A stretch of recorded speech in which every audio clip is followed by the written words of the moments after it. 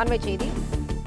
பிழைப்பு தேடி தமிழகத்திற்கு வந்துள்ள புலம்பெயர் தொழிலாளர்களை அமைச்சர் தாமு அன்பரசன் அவமதிக்கிறார் என்று பாஜக மாநில தலைவர் அண்ணாமலை கண்டனம் தெரிவித்திருக்கிறார். தமிழின் மதிப்பு மற்றும் கலாச்சாரத்தின் விழுமியங்களை மறந்து புலம்பெயர் தொழிலாளர்களை அமைச்சர் இழிவுபடுத்துகிறார் என்றும் அண்ணாமலை கண்டனம் தெரிவித்திருக்கிறார். +1 மட்டுமே பாஸ் செய்திருக்கும் தாமு அன்பரசன் தமிழ்நாடு சிறு குறு தொழில்கள் துறை அமைச்சராக உள்ளார் என்றும் அவர் கூறியுள்ளார். தமிழக இளையோரை போதையின் பாதையில் திருப்பி அதில் ஆழ்த்திவிட்டிருப்பதுதான் திமுகவினர் சாதனை என்று அண்ணாமலை கண்டனம் தெரிவித்துள்ளார். கூடுதல் விவரங்களை செய்தியாளர் மாணிக்கம் வழங்க கேட்கலாம். மாணிக்கம், வணக்கம். விவரங்களை பதிவு பண்ணலாம்.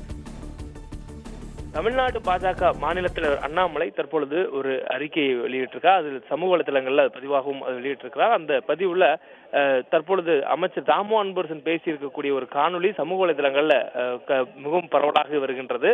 அந்த காணொலி தொடர்பாக தற்பொழுது இந்த பதிவு வெளியிட்டிருக்கிறார். அதில் இந்தி பேசக்கூடிய மாநில மக்களை இழிவுபடுத்துவதாக அவர் பேசியிருப்பதாக தனது கண்டனத்தையும் தெரிவித்திருக்கிறார். குறிப்பாக அமைச்சர் தாமு அன்பரசன் நேற்று தினம் அவருடைய திமுகவுடைய கட்சி பொதுக்கூட்டத்தில் பேசியதாக ஒரு காணொலி பரவி இருந்தது.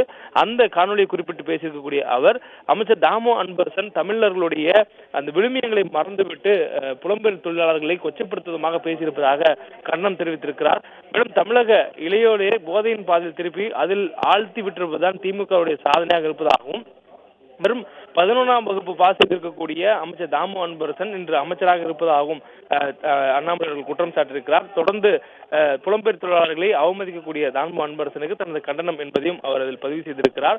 தொடர்ச்சியாக திமுகவினுடைய சாதனையாக தமிழ்நாட்டில் இருக்கக்கூடிய இளைஞர்களை போதைக்கு அடிமையாக்கி இருப்பதுதான் உள்ளது என்பதையும் குறிப்பிட்டிருக்கக்கூடிய அண்ணாமலை அவர்கள் தமிழ்நாட்டில் தொழிலாளர் பற்றாக்குறையை போக்கக்கூடிய புலம்பெயர் தொழிலாளர்களை ஒரு அமைச்சர் இழிவுபடுத்துவது வெட்கக்கேடானது என்பதையும் அவர் குறிப்பிட்டிருக்கிறார். தொடர்ந்து புதிய தேசிய கல்விக் கொள்கையை பொறுத்தவரையிலும் அது கடந்த காலத்தில் காங்கிரஸ் அரசு கொண்டு வந்தது போன்று இந்தியை தூக்குப்பிடிக்கக்கூடிய ஒரு கல்விக் கொள்கையாக இல்லாமல் தாய்மொழியை ஊக்குவிக்கக்கூடிய ஒரு கல்விக் கொள்கையாகத்தான் தற்பொழுது புதிய கல்விக் கொள்கை கொண்டு வரப்பட்டிருப்பதாகவும் அண்ணாமலை தெரிவித்திருக்கிறார். தாய்மொழி கல்வியில் குறிப்பாக தமிழ்நாட்டில் தமிழ் கட்டாயம் படிக்க வேண்டும் என்பதை புதிய கல்விக் கொள்கை வலியுறுத்துவதாகவும் அமைந்திருக்கிறது என்பதையும் அண்ணாமலை குறிப்பிட்டிருக்கிறார்.